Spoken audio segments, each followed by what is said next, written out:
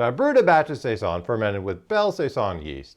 I split it into two fermenters. One of them I fermented at a fairly standard Saison temperature range. The other one I wanted to push a little hotter. Well, I ended up getting a lot hotter than I had planned. Both versions of the beer were submitted to different competitions, and one of them even won a medal.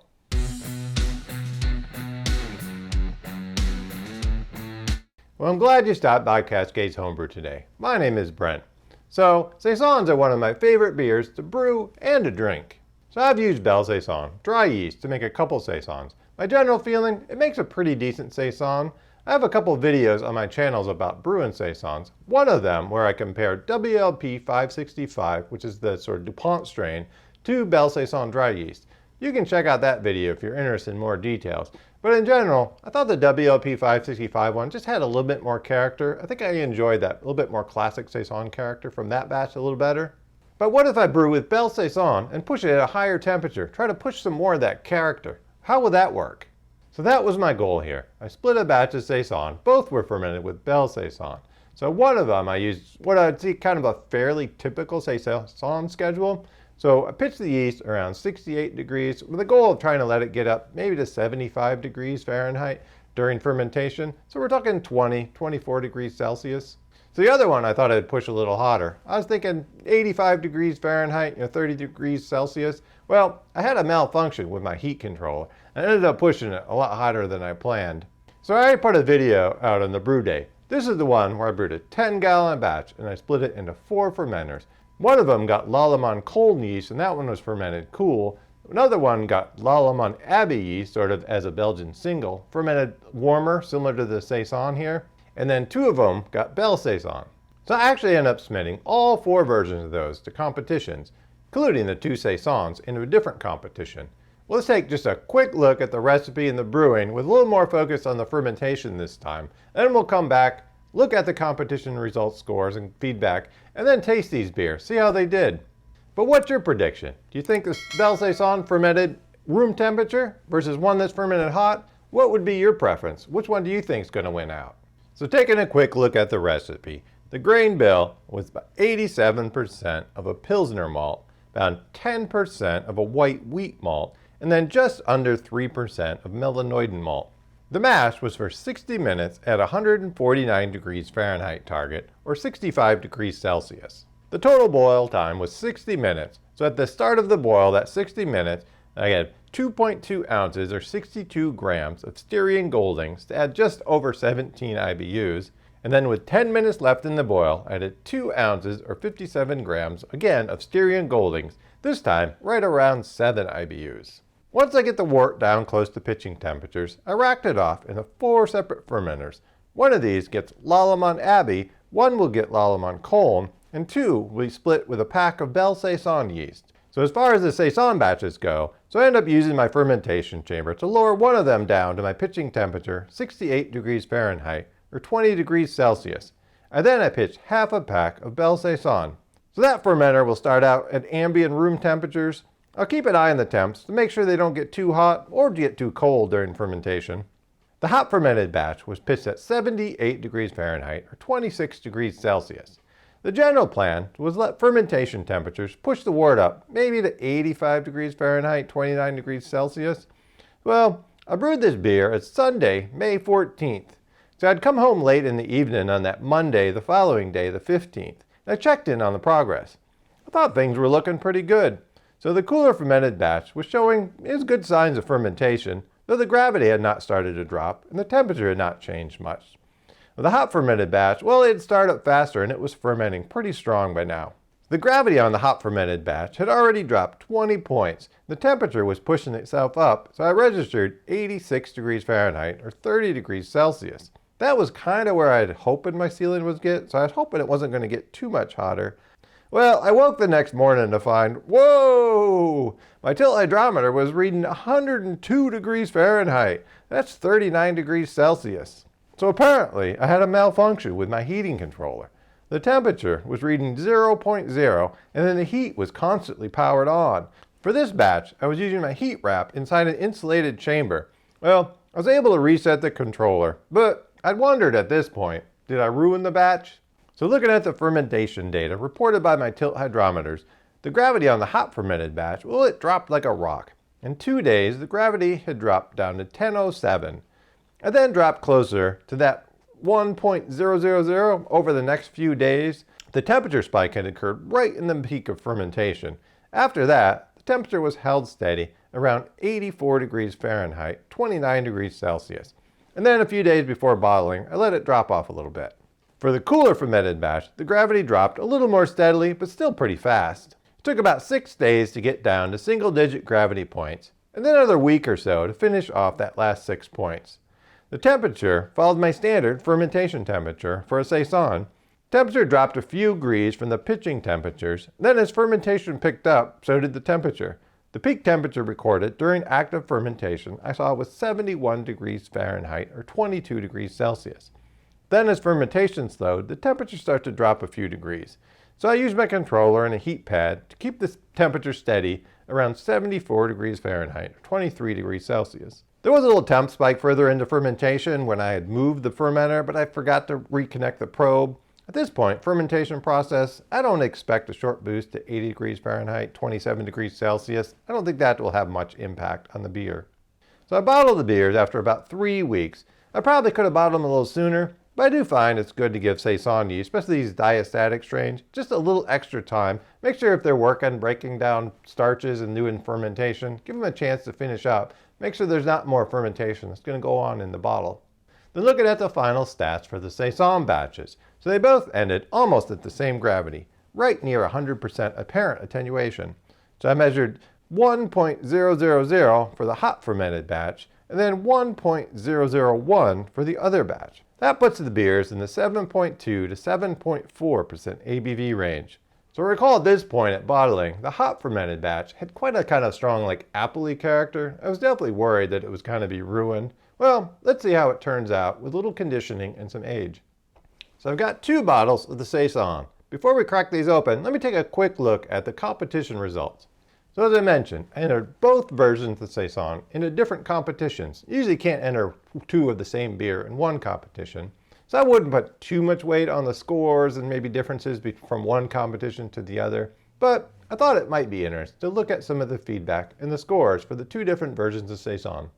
So the first version I entered was a hot fermented batch. I entered that in the 2023 Dominion Cup in Richmond, Virginia.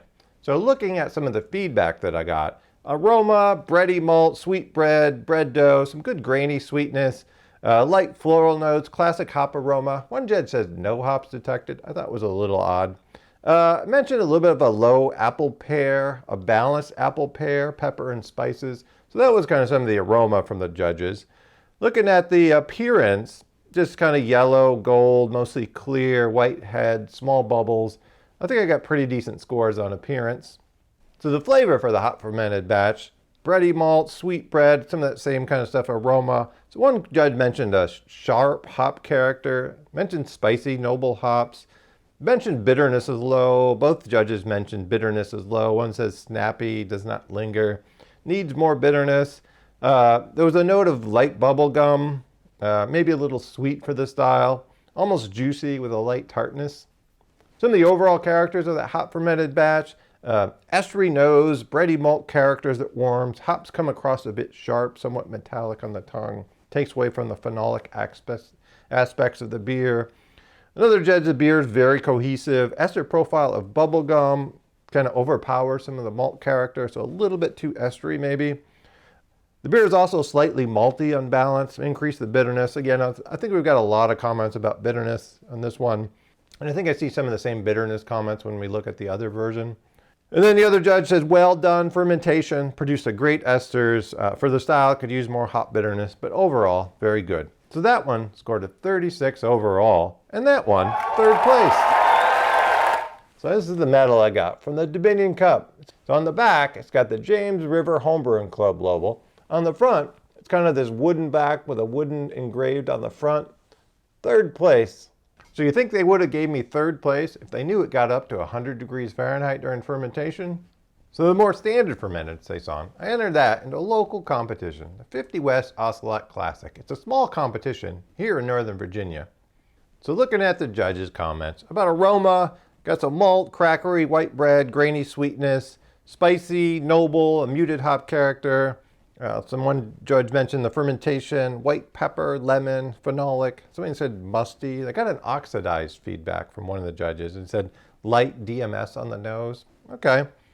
Similar kind of appearance as the last one, white rocky head, few bubbles. Somebody mentioned kind of a quick head retention, but tight small bubbles. Looking at the flavor comments, cracker dough, firm malt backbone, semi-sweet, so little comments about sweetness, herbal hops, low hop presence. Judge mentioned some banana. Again, I got 2 comments from the judges. Bitterness, low for the style. Bitterness is a little low. One comment was that hop flavors distract from the flavor. Tilts to hops, kind of muted hop aromas. Some of the overall comments for this one, amazing aroma. So they like the aroma, which would be a lot of the character from the yeast and the fermentation.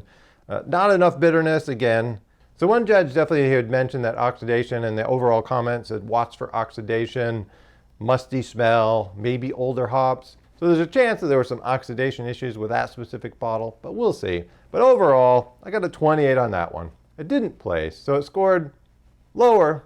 So if we're looking at scores and competitions, definitely that hot fermented one, the 100 degrees Fahrenheit one, that one did better and it won a medal. The other one kind of scored mediocre, didn't place, but we'll crack open the beers and I'll give a quick taste and see how I think they compare.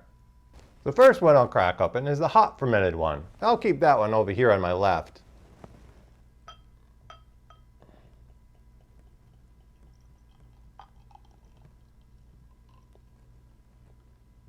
And then we got the more room temperature one. So I'll keep that one over here on the right.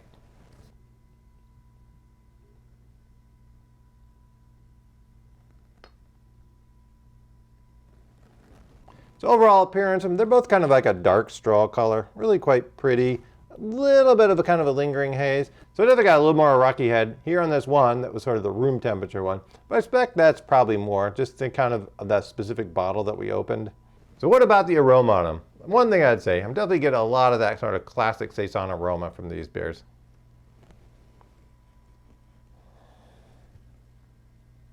So initial impressions on aroma, they're not crazy different. So the hot fermented one, I definitely get a little bit more of kind of some fruity esters. Whereas then the room temperature one, I definitely get a little bit more sort of a classic, maybe like a clovey pepper. It could be that I'm getting a little bit more of the hop presence. It might just be the way that the head and the carbonation that was turning out. That might be impacting the flavor more than the specific yeast and the fermentation. What about the flavor on these ones? First off, it's definitely nicely carbonated. I get a lot of that kind of tingling carbonation. This is one that, the one that doesn't have as much head. But it's definitely nicely carbonated. I can see bubbles moving up through it. I can definitely see that. So a little bit of that, pear, apple-y, a little bit of your kind of classic Saison, a little, pepper, clovey. So we had a lot of comments about the bitterness on these beers. So I don't think that's necessarily the bitterness is inappropriate, but there definitely is a little bit of a lingering sweetness. So it could be raising the IBUs, raising the bitterness, or lowering down some of the sweetness, trying to figure out a way to do that a little bit. So what about taste on those, or room temperature fermented one? It's actually quite nice. It's definitely kind of what I mentioned on the aroma. I definitely get a little bit more, kind of that some peppery character, maybe a touch of a clove. I know I saw some comments on the sheets about some bubble gum. So bubble gum is sort of a banana, strawberry, berry kind of character. So neither of them jump out to me as bubble gum or banana. So one thing I note, so this hot fermented one, the one that got over 100 degrees Fahrenheit, so up near 40 degrees Celsius. So I was really worried that was going to create our big kind of fusely alcohol harsh notes. So I don't really get that one. I might get a little bit more of an alcohol note on the hot fermented one than the other one, but it's very subtle and I think it blends in. So a couple times I've tasted these side by side.